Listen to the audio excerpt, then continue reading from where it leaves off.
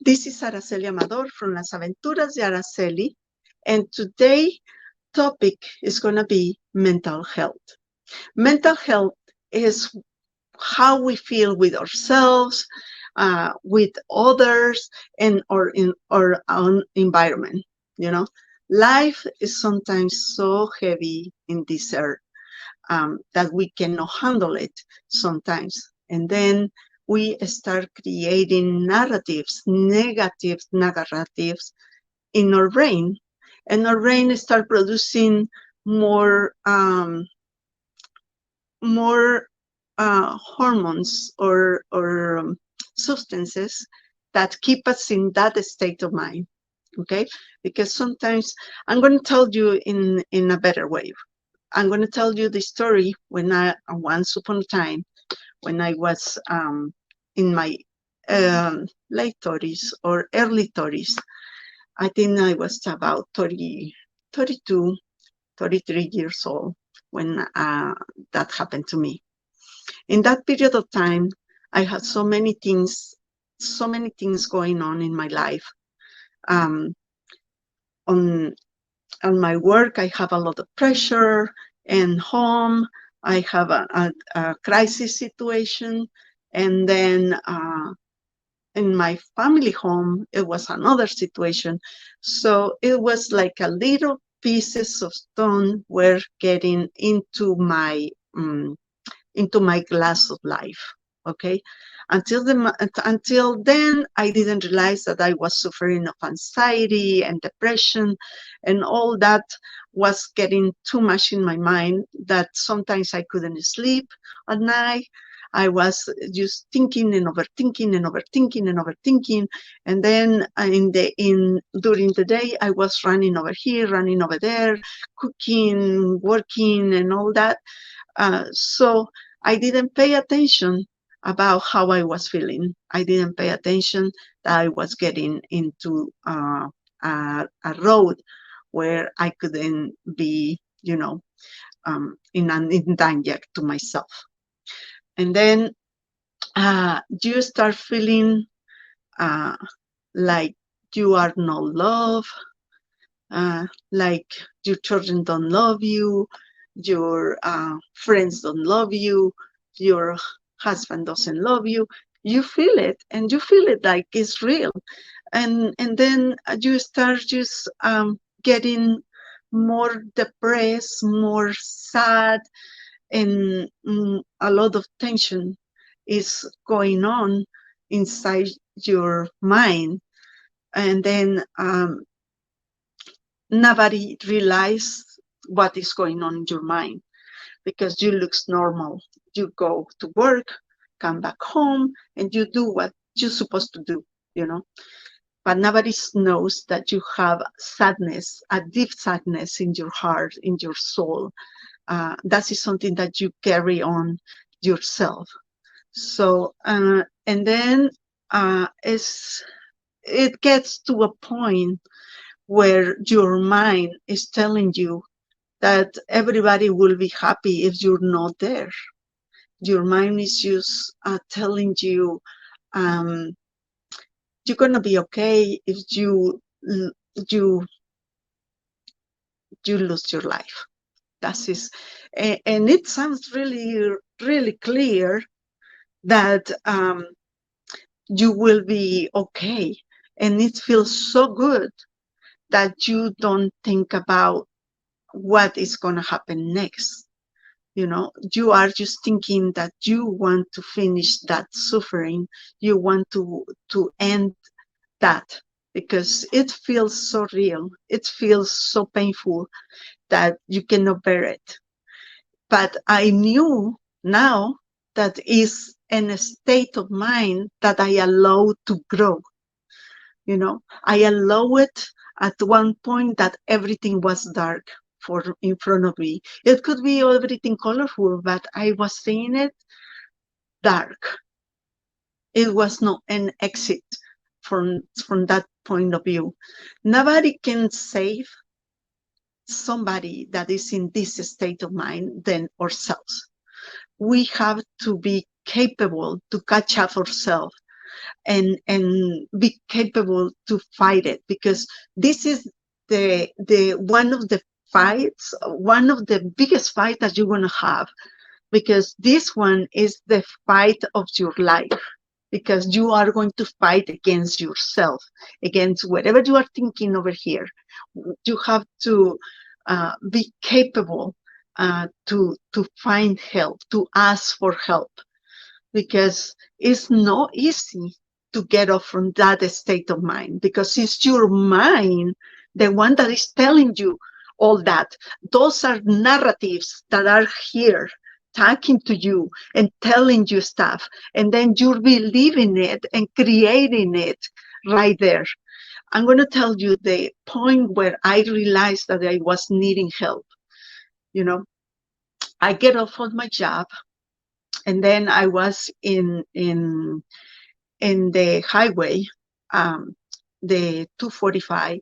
I get off from the Sioux Boulevard, and I get off on 245 in that highway. I was in that state of mind where I was not conscious, because everything is about being conscious about what you are thinking, what you are doing. In that period of time, your mind is lying to you, is just keeping you thinking all negative, and the narrative is telling you that everything is dark, that is no future, no, is nothing, nobody loves you, nobody cares about you, you will be gone and everything is gonna be okay. But that is not true, because those are narratives created for the substances that are in your brain, because you got in a state of mind that was forced by the circumstances, the negative circumstances that you were living, that they are so much on that. And then you I was driving and I was speeding up on my car. I was already speeding up. In the moment that I was going to do like this, because before that, I was thinking about how to kill myself. I was saying, if I take medications, if I cut my veins, or if I do this and that, I was thinking and thinking, but in that precise moment, where you are in the situation, like you are, I was in my car, and then I was driving, speeding up really fast. I was almost doing like this, but the thoughts for my children in that period of time, they were 9 and 6 years old. They look so clearly in front of me. It's like my high self, my God, just appeared, both of the faces of my children, and then in my mind, I just was, a thought just came up, like saying, they are going to be by themselves. That is not right. I cannot die. And then I went strictly to my house. I take my children to school, and I went to the doctor. And I was with the doctor about 1 hour, crying and crying and crying and crying. And I told her, you have to help me, because otherwise I will kill myself, because I cannot stop thinking on this. I cannot sleep. I'm tired of living and all that. And I was crying, and I speak to her everything that I have in my heart. And then she said, you know what? You need medicine. And then I say, okay, that's fine. I will do it, because I don't want to die. But in this state of mind, I'm capable to do it. And then she gave me medicine, and I have to take it for 2 years.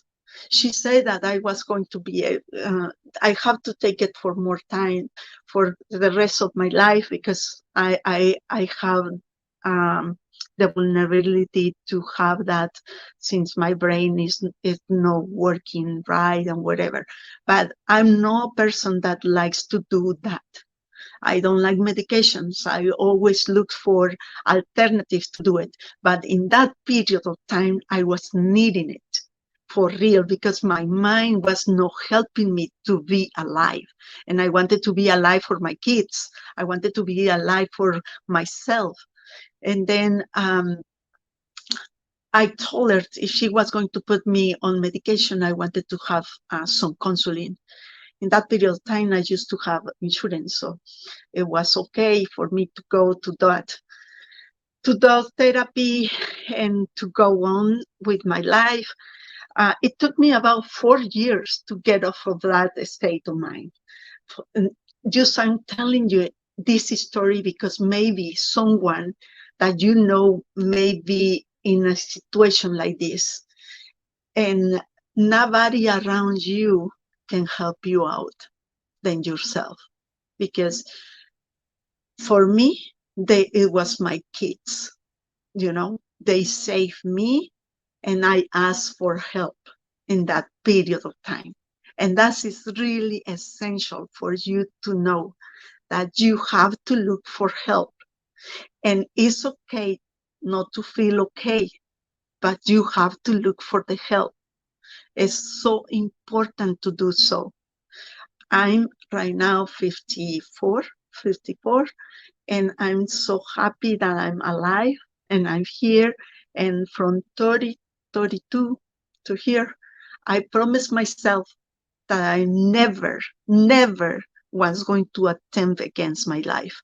And so far, I have done it very well, because during that period of time, I learned so many things, because I told you, I don't like to take medication for life. And that was one thing that the doctor told me that I have to have. But I learned that if you exercise, you help to rebuild the substances in your brain that cause happiness, and then it goes against that. Also, aromatherapy helped me a lot. And also, all these things are things that I did because I did research on the internet, and those things helped me a lot. Okay. Another thing is I always got my house, and I do perfumes like lavanda. I love lavanda. It has the power to calm yourself. And then I just, in the period of time where I was so depressed, I used to wear dark colors like beige, gray. I didn't do as much makeup or my hair. I didn't take care very well of me. And then, and I stopped smiling as much. And then one of the things that I did was smile to myself in the mirror. And then in the beginning, it was like, I saw that it was ugly. And then I start doing it every single day, saying nice things to me, to the mirror, say, hi, beautiful, how are you? And I smile to myself. And then I open all the windows on my house to bring light. And then I choose to give, to walk on nature, to keep myself in a positive narrative in my mind. I change all my negativity, my negative thoughts. I change them to positive, and I have a journal over here. I have journals all over, but I finished one and I started in this one. Since then, I never have stopped writing because I have to catch up my thoughts. And that is why journaling is really essential when you are in a state of mind that is not working out very well for you, and can take away your life. And that is really important. And the other thing is be nice with everyone that you find. Be really nice. It doesn't matter if this person is ugly or misbehave towards you. Always be nice to the people, because you never know what are the battles that they are having behind. and then a kindness can help a lot to the people. Sometimes we just need a hug, or we need to feel that somebody cares, because it's really sad. Life is not just a strive forward. We have a lot of ups and downs, and we have to be capable to be able to be more conscious about what is going on in our mind, because we don't realize it until we are changed, and those things are really terrible, because all the suicides that you have seen, all the suicides are battles that are lost toward depression. And it's really sad, because I know that uh, nobody could do something about that person that lost her life, because it's a battle. It's a battle that you can be around people, and the people doesn't realize what is going on. That is why I love these kind of programs that are going on right now, and they are trying to get the people aware that um, we can do as community a lot of things for prevention of all these tragedies. We can do a lot, because we need to socialize more, we need to talk more, we need to connect more. And the only way that we can do it is getting us trained, getting prepared for helping yourself and others. And right now, we have several workshops in English and in Spanish. This one, I did it in English because it's going to be a workshop or training that is going to be done for this group, you know, suspender, suspenders for suspenders for hope. That is what it's called. And they are going to do this training on Tuesday, August 22nd, and that is from 9:30 to 1 p.m. and it's going to be at the Good Shepherd Hall Cathedral. And lunch is going to be provided by Ascension Via Christi. It's really important that we get into these programs, because from those programs we can help people to get out of that state of mind. Mm-hmm. Yeah, Landon, I'm so happy that you are here, because mental health can be many things. Right now, I'm talking about depression, anxiety that can lead to suicide. And that is why it's so important that we do this, because we face anxiety when we are working. When we are working in work environments, it's a lot of things going on right there. Or the leaders, the managers have to be trained. I would like to see a lot of people taking these trainings, because we can prevent people to get sicker. And we can do something when we train ourselves, because we can help other people. We can save lives. And this is not just for adults. We can save life of kids.